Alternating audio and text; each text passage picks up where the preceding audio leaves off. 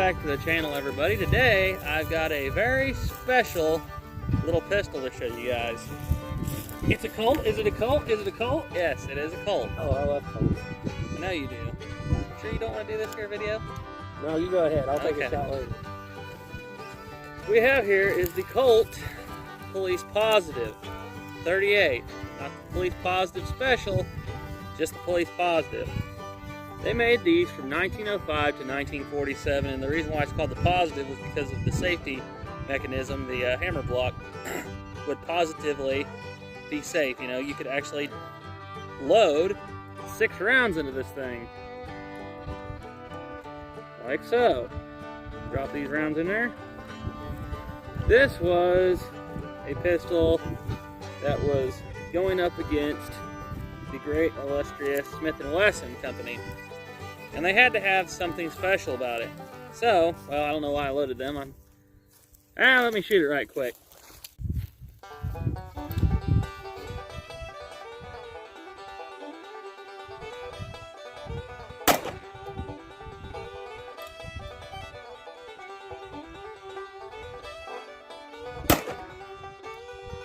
See if I can get it going.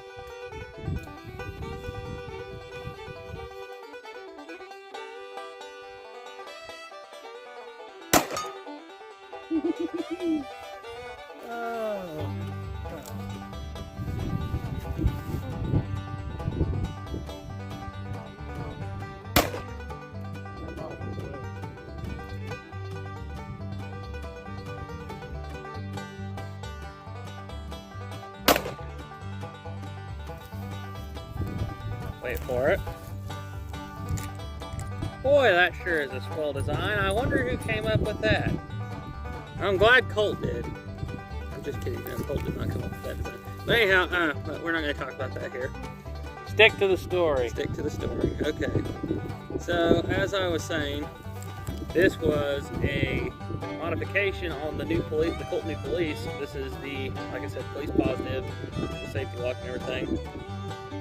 They did make a different variant of this called the Colt Police Positive Special, which was a 38 Special, or yeah, I think it was just 38 Special, or yeah, 38 Special. But yeah, it's kind of a cool little gun. There's really not a whole lot of history on these ones because it's just a, like I said, a modification. One cool thing about it was Colt did have a marketing campaign against, you know, the illustrious Smith & Wesson, far superior Smith & Wesson there. But their campaign was that if you look, and this thing is unloaded, when this thing cocks, it spins to the right. It spins clockwise. Smith & Wesson spin counterclockwise.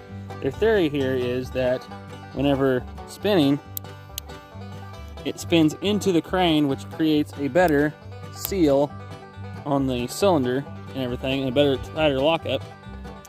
And it does, whenever the trigger is back, it does make a very tight lockup. However, this one is 109 years old, made in 1911, and so it does have a little bit of wobble, like the Webley, but that's just because it's been cowboyed a time or two in its life. Now, another thing that's kind of weird about this design, especially if you're an old Smith boy, is I'm sitting here trying to do this. And I'm like, why is that cylinder latch not working? Oh, yes, I forgot. It's a Colt. We had to pull back. Because we had to be, for some reason there was a, I don't know if that feels any better than just pushing, but yeah, it's just something that Colt does. So, another thing is, this pistol is unloaded. This pistol is a very well balanced little shooter. And it just feels, really nice. You can twirl it around, you know. I'm not very good at it, but it just makes you feel like you're an old cowboy out here on the plains here. So this here pistol has a very interesting personal history. This one is my brother-in-law, Adam's, and his family has been living here for, I don't know, the past 150 years. They bought up a lot of land in the 19th century out here and started a pretty good sized ranch. And matter of fact, the ground we're standing on is part of that ranch. And this gun is, we can only track it back to about 50 years ago. But ironically, in the same collection as this pistol was in, there's also a Model 97 Winchester that we know was bought brand new in 1911, a Model 94 Winchester, also made in 1911, 25-35. And then this pistol, we don't know if it was in that original collection, but it's also made in 1911, so it may not be. We're not really sure. But we do know that this thing has been carried in the Peace Treaty pageant in Medicine Lodge, Kansas. It's been used in the reenacting there for the last 50 years, firing nothing but blanks. And they've done a little bit of damage to the bore, but it's not too bad. I mean, I can still hit what I'm aiming at. But yeah, it's kind of cool. It's been in his family since, we know, for at least the last 50 years. And you know, it definitely shows it, and it still shoots pretty good. So let's do some more shooting with it here. Get my earplug back in. Load me up 6 rounds of 38 Smith & Wesson.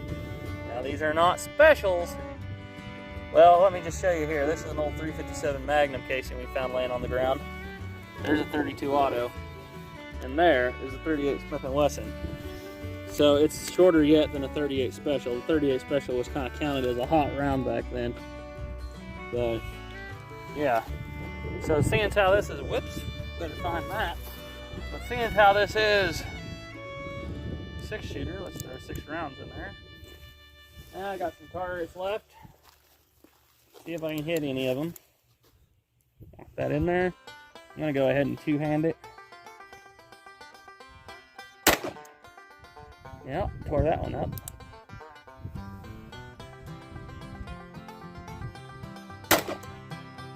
It actually shoots pretty straight.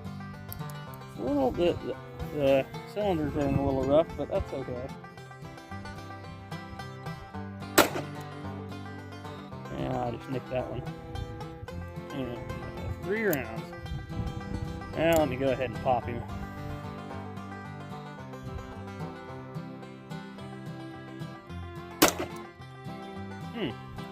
Okay. Got 2 rounds left.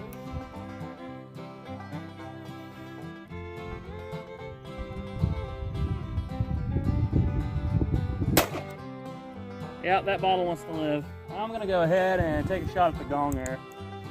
See what I can't do.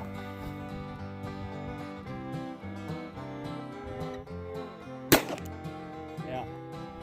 Like I said, this bore is a little pitted, so I'm starting to notice the accuracy is starting to go. But oh no, that's a very cool little pistol. It's a nice little piece of history there. You want to try a shot? Sure. So we can see here the power of the 38 Smith & Wesson. It is a very small, fast-moving projectile. Matter of fact, it's so small it's sub-molecular, and it actually went through in between the molecules on this plastic bottle, and the exit hole was amazing. So yeah, 38 Smith & Wesson is probably your best home defense round for bears. For bears and Tyrannosaurus Rex. That's about all I got to say about it. Thank you for watching.